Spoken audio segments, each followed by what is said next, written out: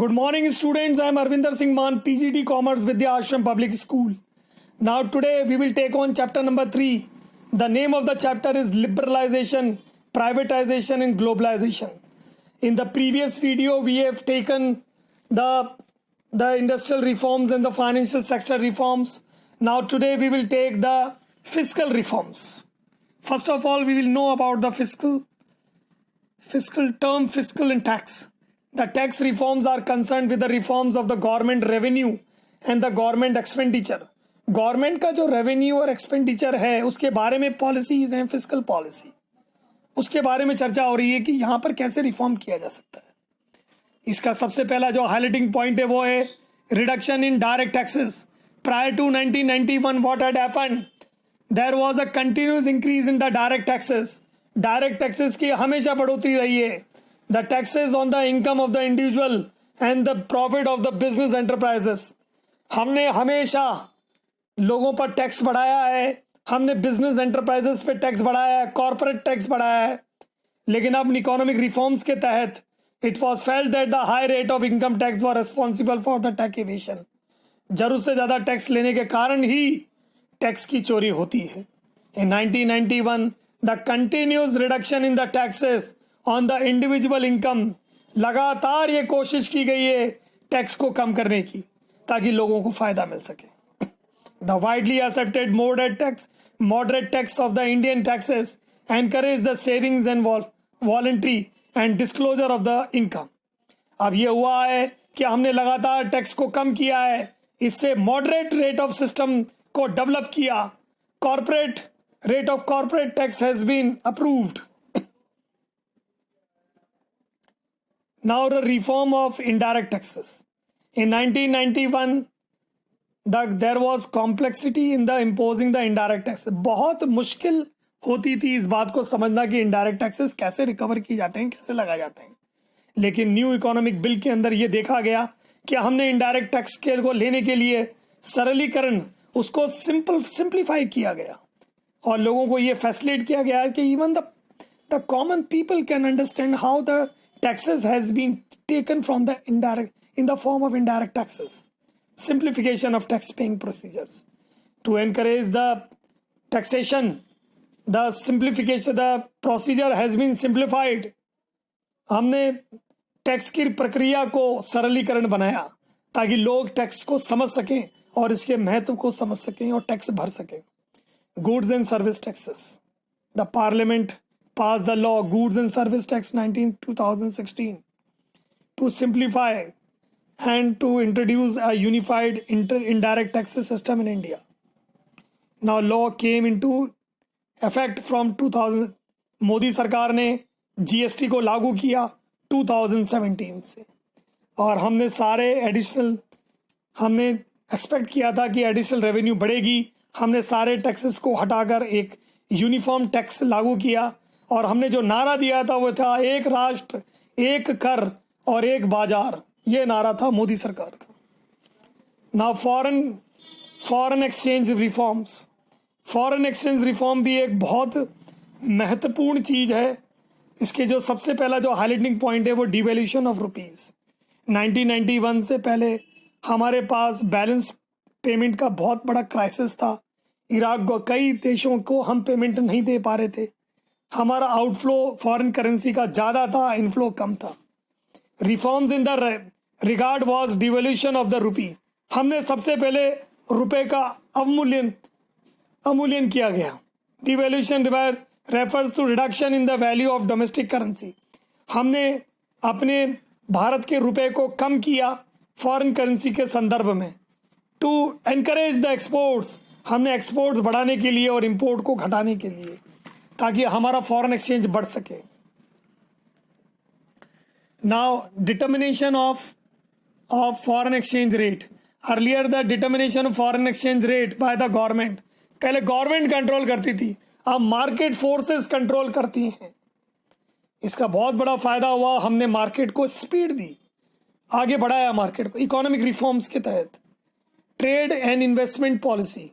Liberalization of trade and investment policy was initiated for increasing efficiency and increasing competitiveness in the international market.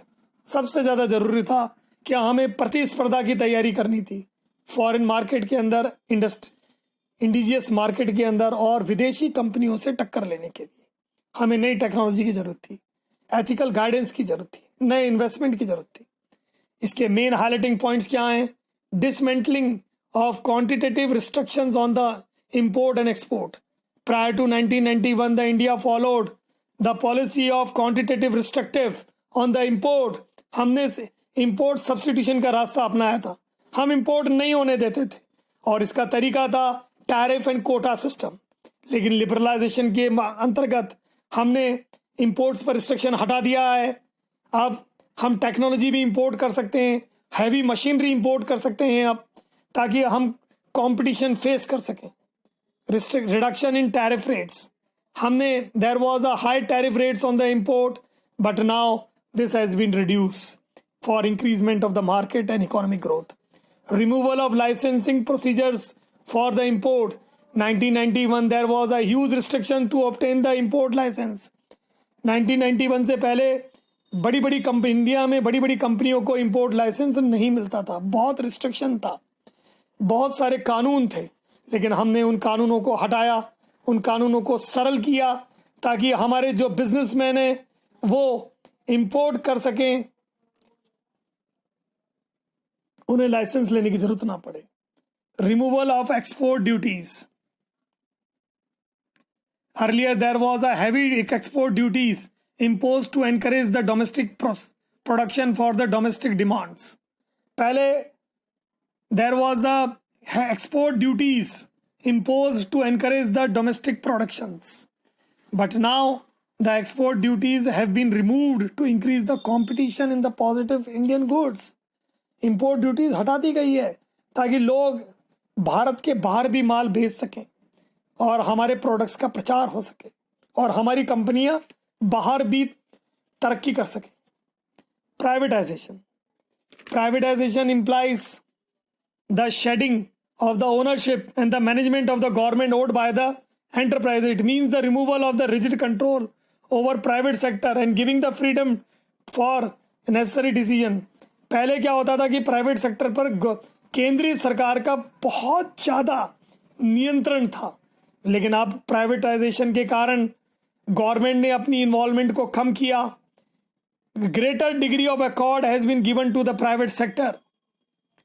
Private sector को कहा गया कि अब आप आगे आइए, control has been removed, restriction has been removed. Privatization का मतलब ये होता है transfer of ownership and management of the government sector enterprises to the private sector. सरकारी कंपनियों का जो नियंत्रण था, जो मैनेजमेंट था, वो निजी क्षेत्र को दे दिया गया। And for improving the efficiency, उनकी कार्यकुशलता को बढ़ाने के लिए और कंपटीशन पैदा करने के लिए, विदेशी कंपनियों को टक्कर देने के लिए, the government also tried to improve the efficiency of public sector units. Government ने ये तरीका अपनाया पब्लिक सेक्टर यूनिट की एफिशिएंसी को बढ़ाने के लिए, ताकि वो घाटे के स्थान पर फायदे की इंडस्ट्री में बदला जा सके। Privatisation can be done in 2 ways। हम गवर्नमेंट अपने ओनरशिप और मैनेजमेंट को प्राइवेट सेक्टर को दे सकती है या फिर अपनी सारी संपत्तियों को बेच सकती है। The privatization of public sector undertaking, selling of the part of the equity of PSUs and PSEs to the private, that is called disinvestment. Disinvestment का मतलब ये होता है कि पूरी की पूरी कंपनी ये पार्ट में प्राइवेट सेक्टर को दे दी जाए तो उसे डिसइन्वेस्टमेंट कहा जाता है। Purpose of privatization is to improve the financial discipline and facilitate the modernization by encouraging the private sector.